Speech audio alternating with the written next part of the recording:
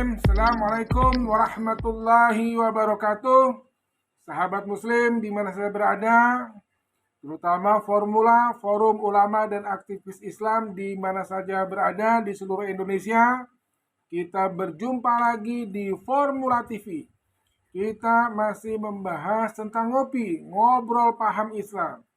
Hari ini kita akan berbicara atau ngobrol masalah tentang menemui seorang guru.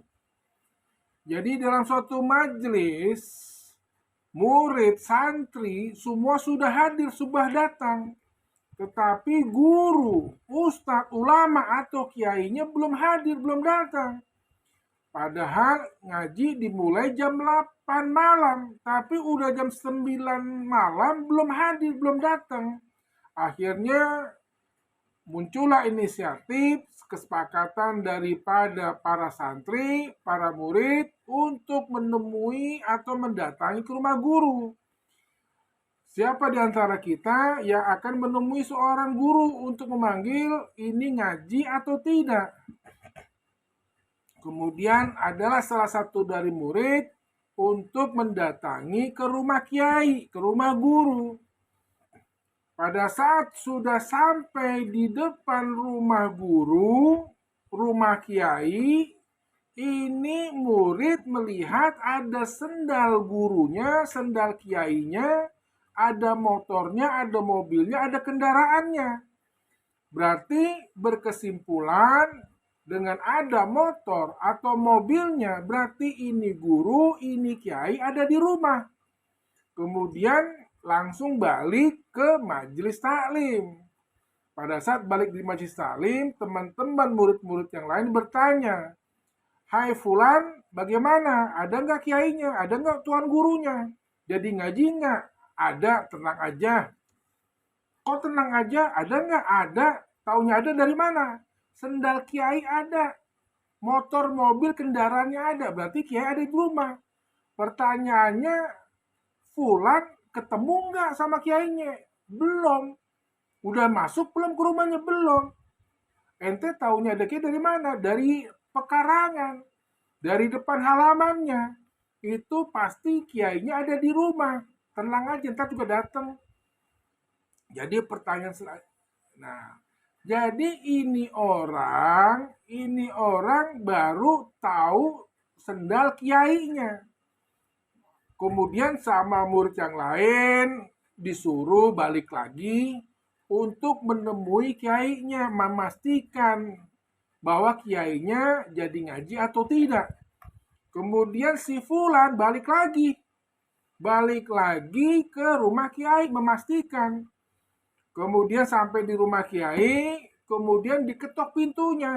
"Assalamualaikum." "Waalaikumsalam." "Pak Kiai." "Oh iya, ada apa ya?" "Ini jadi ngaji nggak?" Ini murid-murid, para santri sudah pada nunggu Pak Kiai hampir 1 jam lebih. "Oh iya,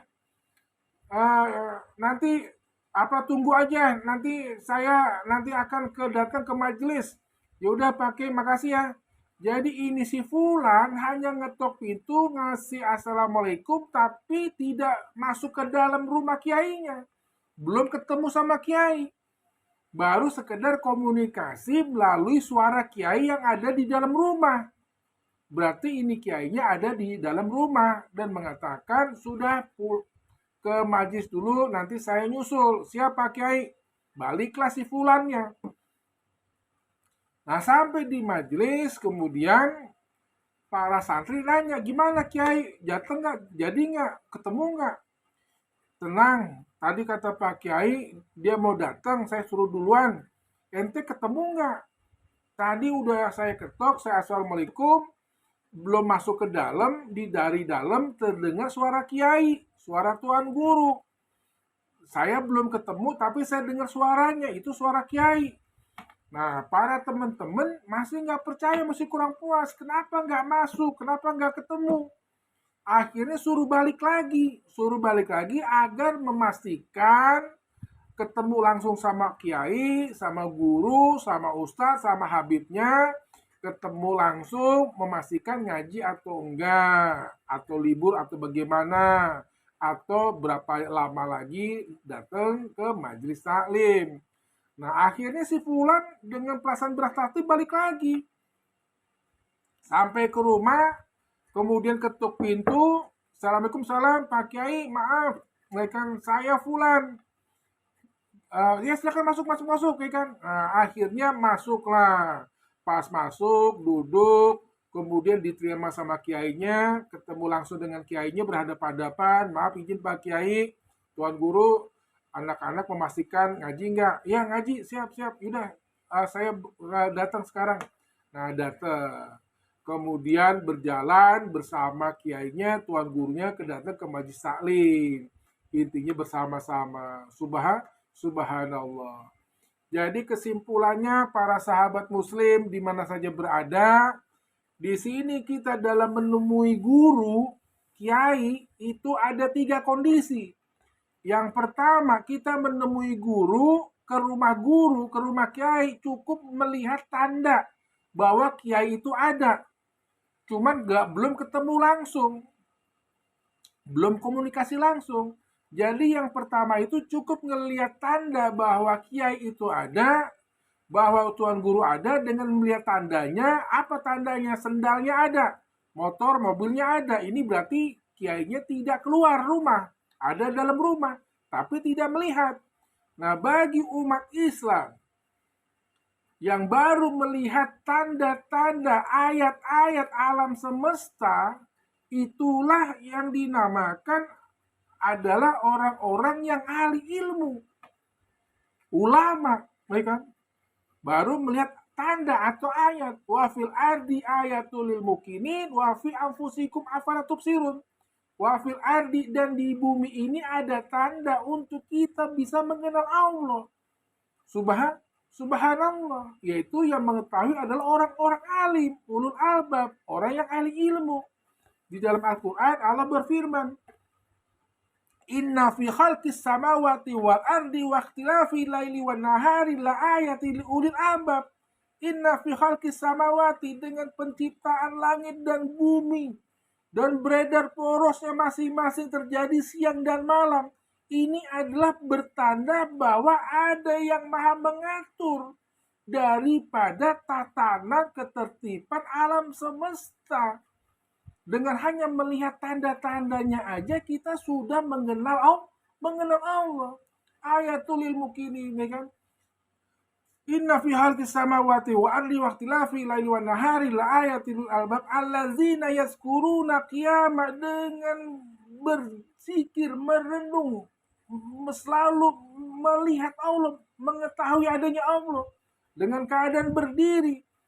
Ya kan, wa qu'uda wa ala junubihim wa yatafakkaru fi halis samawati wa ard ma khalaqta hadza batila. Dengan keadaan berdiri, dengan keadaan duduk dan berbaring, selalu merenung, selalu memikirkan tentang tanda-tanda kebesaran Allah dengan alam semesta. Subhanallah. Jadi kita mengenal Allah cukup dengan mengetahui tanda-tandanya alam semesta. Dengan tanda-tanda alam, dengan tanda-tanda yang ada pada diri kita, dengan ayat-ayat yang tanda-tanda yang di dalam kitab suci Al-Quran, kita sudah mengenal Allah. Subhanallah. Tetapi ada sebagian kecil umat Islam yang beriman, bertakwa kepada Allah, dia tidak cukup mengenal Allah dengan mengetahui tanda-tanda. Dia ingin berkomunikasi dengan Allah, yaitu dia ingin berkomunikasi dengan Allah dengan hati kolbun salim, dengan hati yang bersih, ya kan? Yaitu yang kedua, si fulan datang kedua, Assalamualaikum, Waalaikumsalam, ya kan? Kemudian gurunya kayaknya menjawab Waalaikumsalam, tapi tidak bertemu, baru bisa berkomunikasi. Dan yang bisa berkomunikasi ini adalah orang-orang beriman, kekasih Allah yang hatinya bersih, yang kolbun salim. Yaumala yanfa'u malu wala banun illa man atallaha biqalbin salim. Itulah orang-orang yang bersih hatinya. Dia bisa berkomunikasi dengan Allah. Komunikasi itu apa? Yaitu ada aksi, ada reaksi, maka terjadilah komunikasi. Ya kan? Komunikasi dengan Allah. Innani anallahu la ilaha illa ana. Inilah aku Allah la ilaha ana. Fa'budni wa aqimi sholati li dzikri. Innani inni aku Allah. Subhanallah. Jadi dari hikmah kita menemui guru tadi, yang pertama si fulan hanya melihat tanda bahwa gurunya ada di dalam rumah, tapi belum komunikasi, belum assalamualaikum. Kemudian yang kedua, sudah assalamualaikum, gurunya menjawab di dalam rumah ada hijab, ada tabir pintu dan tembok, di dalam rumah menjawab waalaikumsalam. Apakah yang menjawab itu udah pasti gurunya atau bukannya, atau bagaimana? Yang jelas sudah terjadi komunikasi. Yang bisa berkomunikasi adalah para nabi dan rasul.